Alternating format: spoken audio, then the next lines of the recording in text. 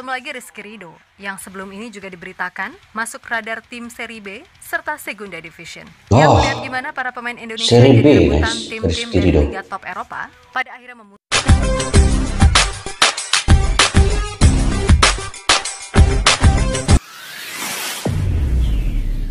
Assalamualaikum dan salam persaudaraan, salam sepak bola. Selamat bertemu kembali guys di channel Askalani Studio.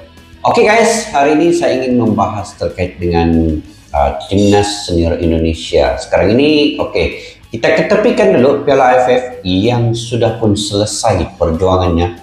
Sama ada Indonesia ataupun Malaysia sudah pun berakhir perjuangan mereka di Piala AFF tahun ini. Ajang untuk menampilkan bibit-bibit muda, semoga semuanya dapat berjalan dengan baik, di mana dilihat dari segi pemain-pemain berbakat, talenta muda itu sudah dapat di zoom satu persatu yang manakah pemain yang punya potensi untuk ke peringkat di timnas senior kemungkinannya, ataupun bisa diketengahkan untuk dibawa ke mana-mana klub yang di luar negeri ataupun abroad untuk mengembangkan lagi bakat mereka. Jadi itu ajang untuk pembinaan bibit muda sebenarnya. Ini yang saya ingin reaksi pada hari ini ialah bagaimana pemain-pemain diaspora timnas Indonesia yang seniornya menjadi rebutan klub-klub di luar negeri. Ini Kevin ungkap rahasia besar, tim Spanyol, Jerman, Italia rebutan pemain Indonesia, makin jauh gap di ASEAN. Itu yang saya ingin reaksi pada hari ini. Selalunya guys, pemain-pemain negara masing-masing itu yang menjadi rebutan, tetapi kebalik ini, pemain-pemain Indonesia itu menjadi rebutan klub-klub pula. Selalunya pemain di klub itu yang sangat menonjol untuk dilihat di negaranya bermain di timnas seniornya. Tetapi kali ini pemain-pemain Indonesia pula menonjol bermain di klub-klub Eropa, di mana mereka menjadi rebutan. Dan pemain-pemain diaspora Indonesia ini, dia punya nilai pasar itu semakin meningkat ya. Ini kalau kalian lihatlah, sebelum dia menjadi pemain timnas Indonesia dan selepas dia sudah gabung dengan timnas Indonesia, dia punya nilai pasar itu tiba-tiba berubah, meningkat. Itu yang membuat pemain ini ada yang keinginan mereka sebenarnya untuk membela timnas Indonesia itu begitu banyak sekali pemain-pemain. Cuma diseleksi, dipilih yang mana paling sesuai bergrade A dan juga bertalenta kelas dunia punya. Barulah diambil untuk bergabung dengan timnas Indonesia. Oke guys, yuk tanpa berbasa-basi kita simak dulu video ini.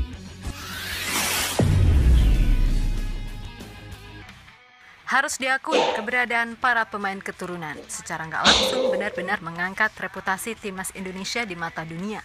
Tentu nggak pernah terbayang sebelumnya kalau kita akan melihat pemain-pemain Indonesia bertarung di level tertinggi Eropa. Namun sekarang, kita kayak udah bisa melihat fenomena tersebut. Terlebih, pemain-pemain yang udah jadi WNI tampak tulus mencintai Indonesia, seperti Kevin Dix misalnya. Meskipun baru menjalani satu match bersama timnas, pemain 28 tahun tersebut menyadari betul kalau Indonesia memang negara yang luar biasa. Dan baru-baru ini, kepada media Denmark, Copenhagen Sunday, Kevin mengungkapkan soal apa yang sebenarnya terjadi terkait masa depannya bersama klubnya saat ini. Terlebih diketahui kalau saat ini, Kevin sedang jadi rebutan tim Bundesliga, Borussia Mönchengladbach, dan tim Serie A Como. Nah, di satu sisi, selain Kevin, ada juga Misselkers yang menjadi incaran Bologna, Sevilla. Tadi Como itu pemiliknya adalah orang Indonesia.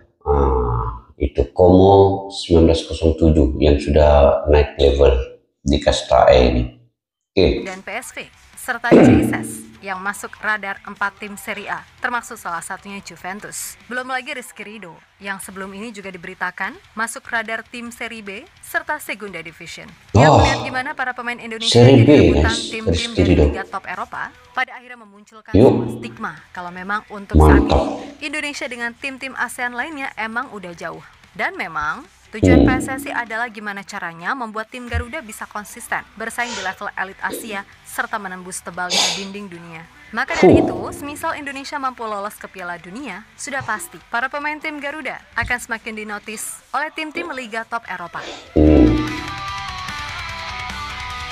ini sebenarnya peluang untuk pemain-pemain ini meningkatkan daya tarik dan ekonomi mereka sendiri ya, karena nilai pasar mereka itu secara mendadak, secara instan tiba-tiba naik. Kevin Dix baru-baru ini angkat bicara terkait semua rumor yang selama ini hinggap pada dirinya. Yap, kepada media Denmark, Copenhagen Sunday, Kevin menceritakan detail terkait masa depannya bersama FC Copenhagen yang masih abu-abu. Nah, sebelum ini, Direktur Olahraga FC Copenhagen, Sune Smith Nielsen, mengatakan bahwa Kevin kemungkinan tidak akan bertahan di Copenhagen.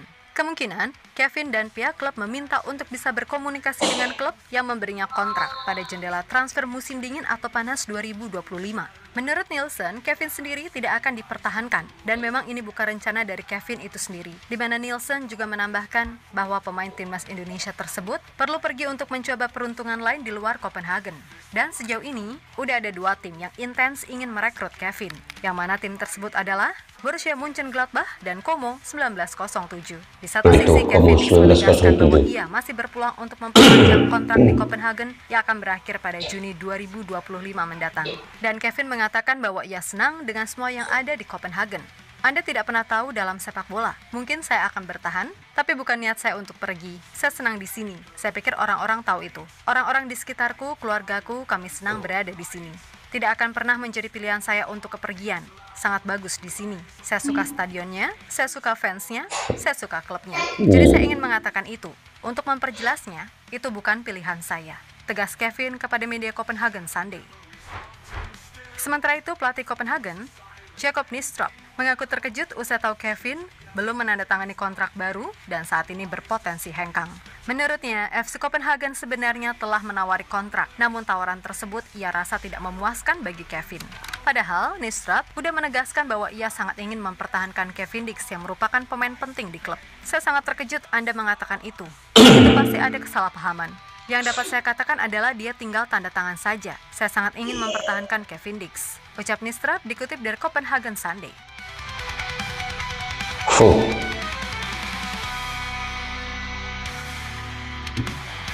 Jadi Copenhagen ini masih sebenarnya menginginkan Kevin Dix ya.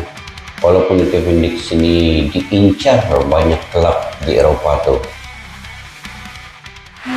Yap, entah apa yang akan terjadi, sepertinya memang peluang Kevin Dix untuk pergi dirasa jauh lebih besar daripada bertahan. Terlebih, dengan kontraknya yang akan berakhir pada Juni 2025, sudah pasti Copenhagen gak mau kehilangan dia secara gratis. Namun Kevin sendiri kan juga udah bilang, semua tergantung dari pihak klub itu sendiri, karena ia pun merasa happy di Denmark. Yap, bersama Copenhagen, Kevin emang udah dianggap sebagai legenda. Sampai narasi ini ditulis, Kevin tampil di 157 pertandingan bersama Copenhagen dengan koleksi 20 gol dan 19 assist. Selain itu, selama membela Copenhagen, Kevin telah mempersembahkan 3 gelar juara, yakni 2 juara Liga Denmark serta 1 Piala Denmark.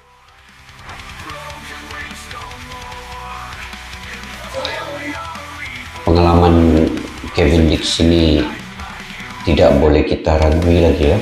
FC Copenhagen tuh guys, itu klub yang paling terbaik di Denmark ya. Beberapa kali bermain di Liga Eropa juga Copenhagen. Ia melihat situasi yang terjadi. Tentu saja bagi publik tanah air, ini menjadi berita yang seru. Sebab nggak pernah terbayangkan kalau pemain timnas Indonesia akan terlibat jauh di bursa transfer Eropa. Terlebih yang mau Kevin ini adalah klub dari Bundesliga dan Serie A, yang notabene masuk ke 4 besar liga top Eropa. Dan selain Kevin, ingat, ada juga Michel yang masuk radar Sevilla, Bologna, dan PSG. Kemudian jangan lupakan juga Jesus yang sekarang sedang diperebutkan 4 tim Serie A, yang salah satunya adalah Juventus. Tentu saja ini menjadi hal yang sangat luar biasa, karena misal mereka jadi pindah, maka boleh jadi itu adalah kenaikan level. Dan oh ya, masih ada Rizky Ridolo yang sebelum ini juga dikabarkan masuk radar tim Serie B dan Segunda Division. Nah, dari sini seandainya mereka perform, maka pemain-pemain timnas Indonesia lainnya pun jadi punya jalan lebih lebar. Dan kami yakin, pemain seperti Kelvin Verdong, Tom Haier, ataupun Martin Pas sangat punya kualitas untuk bersaing di liga top Eropa.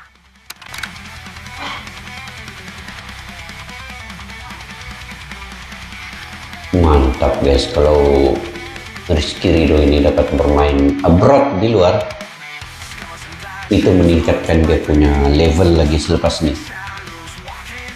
kayak nih Marcelino Ferdinand, arahan pertama asli Yang Mangku terlepas Alam dari tuh. apapun, segala realita yang terjadi secara nggak langsung udah membuktikan kalau Indonesia memang udah punya gap yang jauh dengan tim-tim ASEAN lainnya. Dan itu fakta yang mungkin nggak akan bisa dibantah. Gak inget apa? Skuad terbaik Vietnam yang benar-benar sulit banget ngalahin timnas Indonesia yang diisi pemain U22 di AFF? Itu udah jadi contoh kalau perbedaan kualitas memang terasa adanya. Tapi perlu diingat juga kalau hal-hal ini nggak boleh menjadikan kita jumawa. Sebab pada akhirnya Betul. cepat atau lambat pasti tim-tim ASEAN lainnya juga akan berbenah. Walaupun mungkin nggak akan secepat Indonesia, namun pastinya perubahan itu akan ada. Dan sebenarnya kalau Mimin pribadi sih suka-suka aja.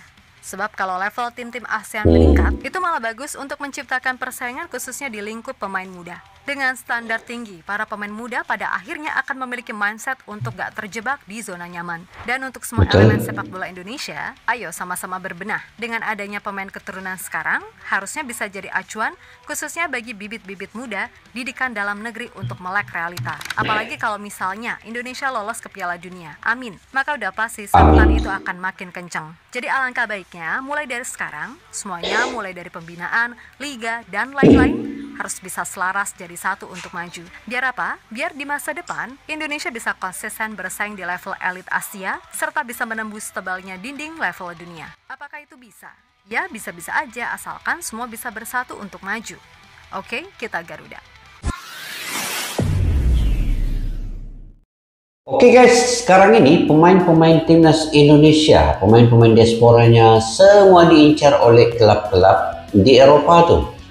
Sama ada di Spanyol, Denmark, Belanda, ataupun di Jerman, di Italia. Itu banyak yang sebenarnya menyoroti pemain-pemain timnas Indonesia. Apatah lagi ketika Indonesia bermain di kualifikasi Piala Dunia 2026 di round yang ketiga. Sebenarnya banyak pelatih-pelatih dari Eropa itu menyoroti, zoom detail kepada setiap pemain timnas Indonesia, terutamanya yang bermain di Eropa itu menjadi rebutan. Kalau dulu kan kita ini di ASEAN ini kita suka lihat menonton tim-tim klub-klub Eropa ya bermain di kaca televisi, di media sosial, YouTube dan sebagainya. Tapi sekarang ini untuk melihat klub-klub Eropa itu bermain, saya rasa saya hanya menonton timnas Indonesia.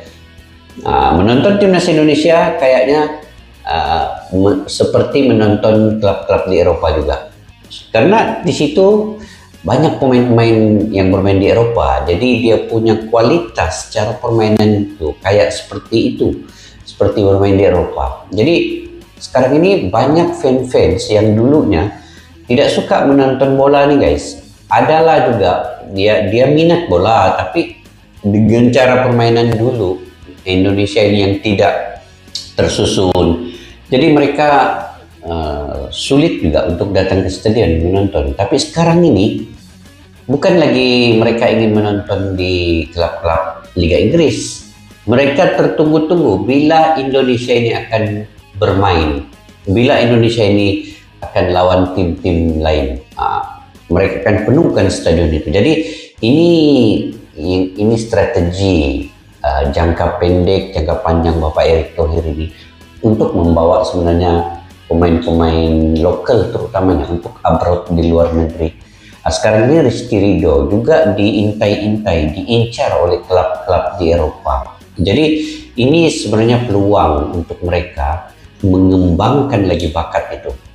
Kalau Rizky Ridho ini guys, sudah dia main di Persija pun dia bisa seperti kayaknya pemain Eropa juga. Apatah lagi kalau dia sudah abroad di luar negeri, memang dia ini akan ada perubahan yang lagi jauh, cara permainan, pemikiran, emosi, dan juga bisa mengawal situasi dengan lebih baik. Sekarang ini permainannya begitu tenang, dan kalau dia dapat bermain lagi di abroad di luar negeri, maka ini lagi ketenangan yang sangat nampak positifnya untuk pemain-pemain itu sendiri. Jadi banyak lagi pemain-pemain abroad yang di luar sekarang ini, pemain-pemain seperti arahan pertama Asnawi Mangku Alam, Marcelino Ferdinand.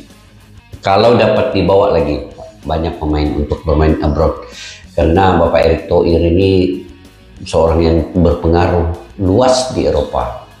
Dia bisa membawa semua pemain ini bermain di klub-klub Eropa. Hanya saja pemain itu yang perlu menampilkan kualitas mereka untuk bersaing dengan pemain-pemain yang di luar. Jadi Kevin Dix juga menjadi rebutan. Sebenarnya Kevin Dix ini guys punya pengalaman yang cukup luas, yang cukup baik di Eropa. Bermain dengan FC Copenhagen yang klubnya ini sangat terkenal di Denmark. Selalu bermain di Liga juara-juara Eropa. Dan selalulah dia ketemu dengan pemain-pemain yang lebih hebat. Messi, Ronaldo, dan sebagainya. Di Liga Inggris juga lawan Manchester United, Liverpool. Nah, jadi ini sebenarnya yang memberi semangat motivasi kepada pemain-pemain yang ada juga di timnas Indonesia itu.